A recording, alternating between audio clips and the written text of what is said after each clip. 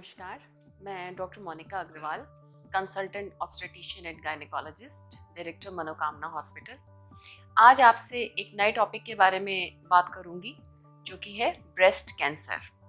बहुत ही डरावना लगता है सुनने में, और आजकल बहुत सारे पेशेंट्स सिर्फ रूटीन एग्जामिनेशन के लिए आते हैं।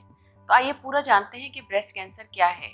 जैसे कि हम पहले भी बोल चुके हैं, कैंसर का मतलब होता है नॉर्मल सेल्स का एबनॉर्मल ग्रोथ, जो कि एक ट्यूमर बना लेती है।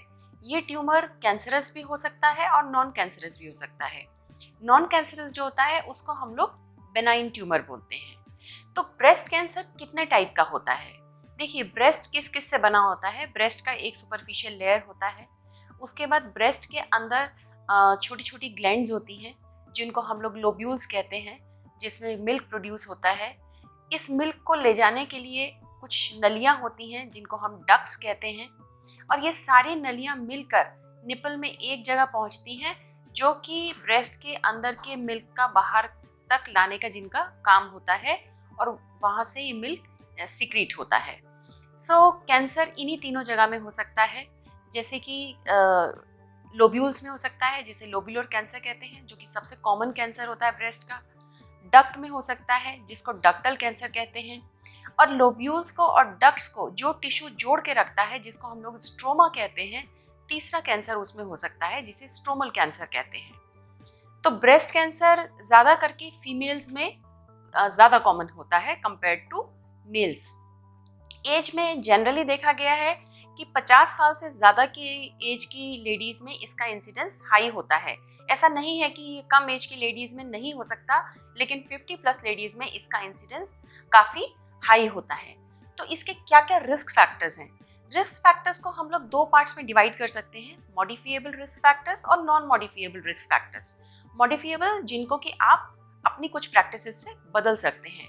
तो नॉन मॉडिफिएबल रिस्क फैक्टर्स होते हैं, जैसे कि personal history of any cancer. किसी आदमी को पहले ही ओवेरियन कैंसर डिटेक्ट हो चुका है, या कोई और कैंसर डिटेक्ट हुआ है, तो उसमें ब्रेस्ट कैंसर होने के चांसेस भी हाई होते हैं।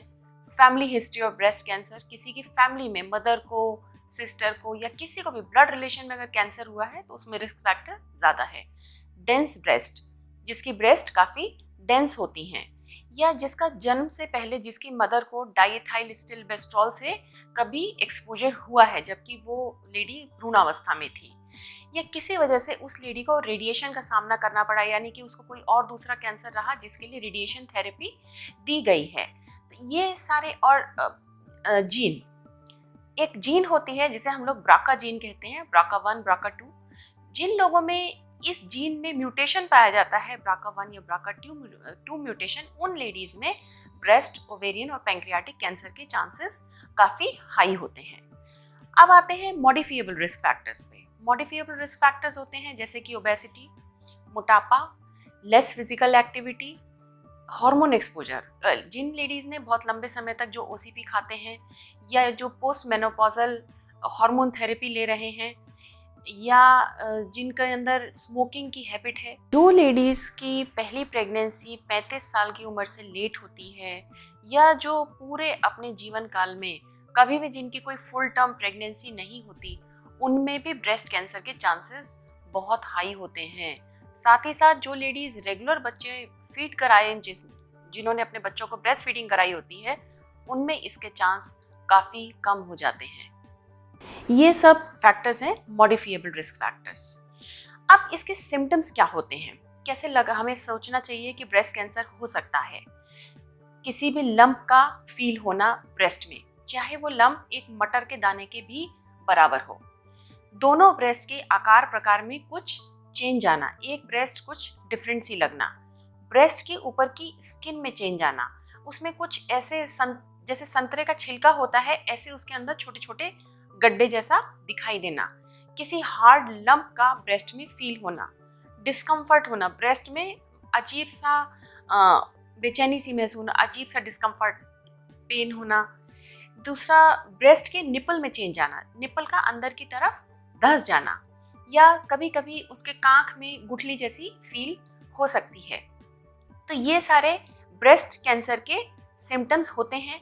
और अगर कैंसर फैल जाए कैंसर फैलने से ब्रेस्ट कैंसर के लिम्फ नोड्स के थ्रू फैलता है, तो अगर ब्रेस्ट कैंसर लिम्फ नोड्स तक चला जाए तो ऐसा माना जाता है कि फिर वो बाकी हिस्से में भी फैल सकता है। उस केस में अगर इसकी मेटास्टेसिस हो चुकी है तो वजन घटना, थकावट होना, शरीर गिरा गिरा लगना, कमजोरी लगना, ये सब उसके बाकी लक्षण होते हैं। तो हमें ब्रेस्ट कैंसर से बचने के लिए क्या करना चाहिए? सबसे पहला जो सबसे ज़रूरी है, हर लेडी को ब्रेस्ट का सेल्फ एग्जामिनेशन करना आना चाहिए। ब्रेस्ट का सेल्फ एग्जामिनेशन आप लेटे हुए या शावर में या कपड़े चेंज करते समय किसी भी समय कर सकते हैं। आप मिरर के सामने खड़े हों और दोनों ब्रेस्ट को ध्यान से देखें, क्या आपको किसी ब्रेस्ट में कोई अबनॉर्मेलिटी लग रही है। उसके बाद आप उसकी स्किन पर ध्यान दें, कोई स्किन में कोई चेंजेस तो नहीं है, निपल में कोई चेंजेस तो नहीं है, अंदर की तरफ धंस तो नहीं रहा है। उसके बाद आप अपने ये 4 फिंगर्स, इनके जो ये फिंगर्स के जो पैड्स होते हैं आगे के, टिप से नहीं, फिंगर पैड से आपको अपनी ब्रेस्ट को पैल्पेट करना है। पैल्पेट करने के कई तरीके होते हैं, या तो आप निपल के चारों तरफ सर्कुलर मोशन में पैल्पेट करें, या आप वर्टिकली पैल्पेट करें, या आप क्रिस क्रॉस वे में पैल्पेट करें। जिस भी तरह से आप सारे एंगल्स ब्रेस्ट के टच कर पाएं, उस ढंग से आपको ब्रेस्ट को बहुत आराम से पैल्पेट करना चाहिए और महसूस करना चाहिए कि कोई गांठ तो आपको फील नहीं हो रही है, कोई अलग सी चीज़ तो आपको नहीं लग रही है। कोई छोटी से छोटी गांठ लगने पर भी आप तुरंत अपने डॉक्टर से संपर्क करें।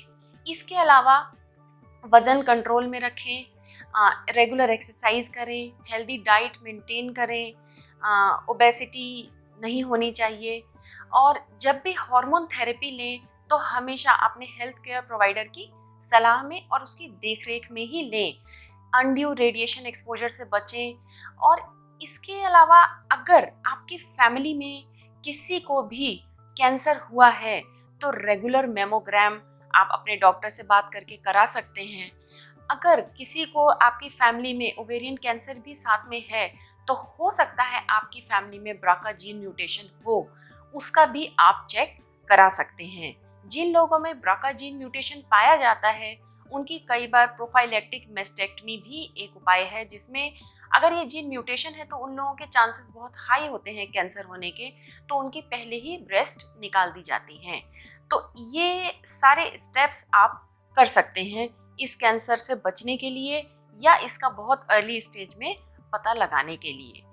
ब्रेस्ट कैंसर के कई स्टेजेस होती हैं, जैसे कि अगर ये ब्रेस्ट तक लिमिटेड है तो हम उसको लोकल बोलते हैं, अगर ये थोड़ा आसपास के एरिया में फैला है तो वो रीजनल स्प्रेड होता है, और अगर ब्लड या लिम्फ के थ्रू ये बॉडी के डिफरेंट पार्ट्स में जा चुका है तो उसको हम लोग मेटास्टेसिस बोलते हैं।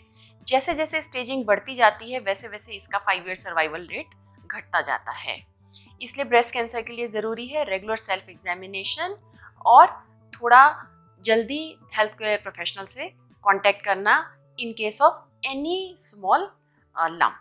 Thank you.